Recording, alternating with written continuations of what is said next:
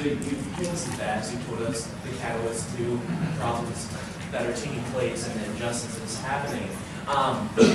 With that being said, you kind of said it in your PowerPoint too, with your crying, these things are inevitable. But would you have a solution or something that would promote some sort of resolution to these escalated issues, these problems where the injustice is happening and the abuse of power is there? Is there a particular aspect of it you're interested in? With the justice system. Justice system? Yeah. So there are a few different things you could do. One is you could strengthen some of the constitutional constraints on the criminal justice system. So restore the Fourth Amendment, for example. If you want to get a little more into direct action, you could film the police so that they know that they're going to be held accountable. You can encourage people to exercise their right of jury nullification so that prosecutors have less discretion to bully people into taking plea deals because their attempts at stacking charges from our overgrown federal code become less potent because defendants know that jury nullification is a serious possibility.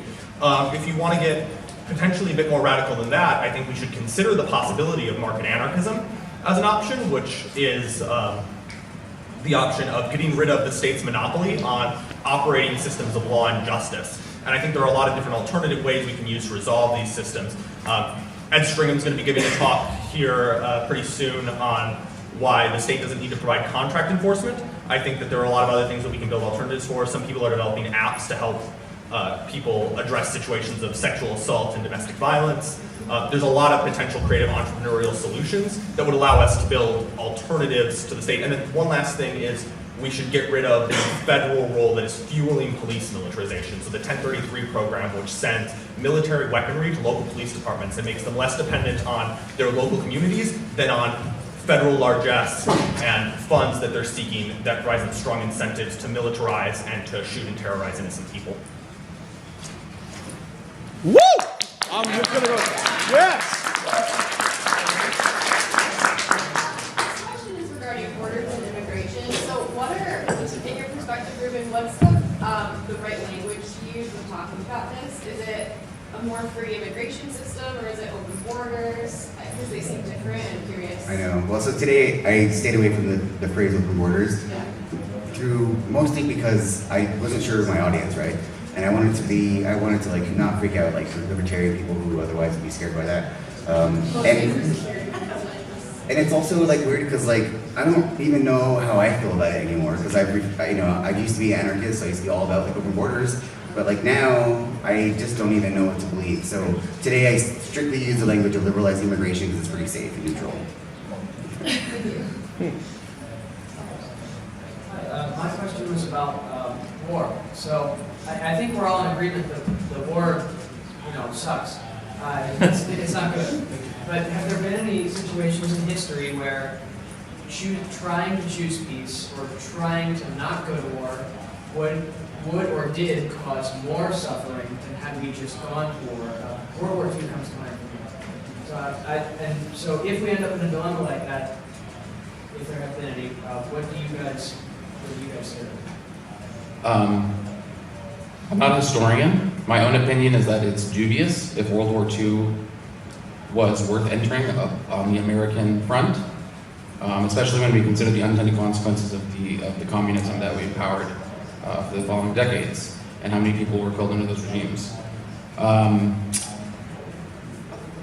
think this is a really hard question. I like to think in terms of what is this kind of? This is like an oath that doctors take. First, do no harm.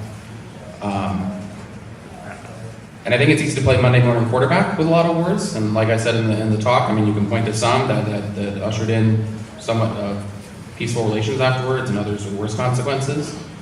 So I think the approach when trying to look at it from like a rules-based perspective is like, what is the best system of rules to try to abide by to get the best consequences on net? And it's dangerous especially to leave it up to the state to decide.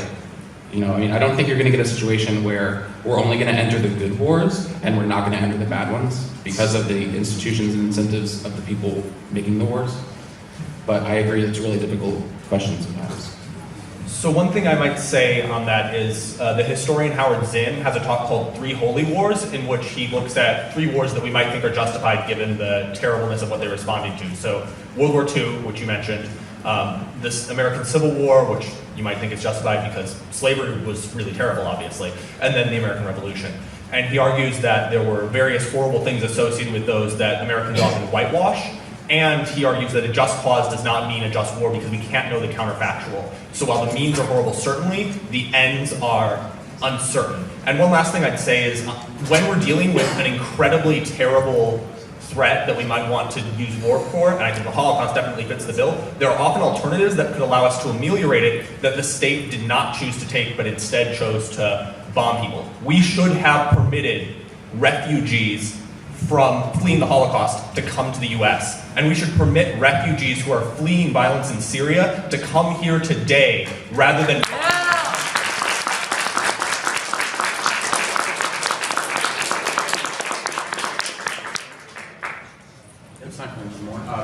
So you discussed like kind of domestic criminal justice systems and the constitutional restrictions that we can hopefully restore in some way to restore some sort of due process. But there's a lot of extra constitutional policies on an international scale, right, with sharing best practices of police, especially with the IDF in the United States now.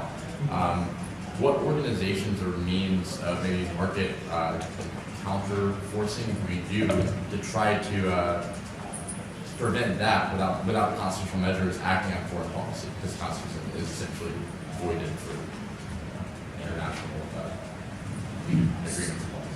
So that's a really good question. The short answer is I don't know, but I think it's really important, and I'm glad you raised it.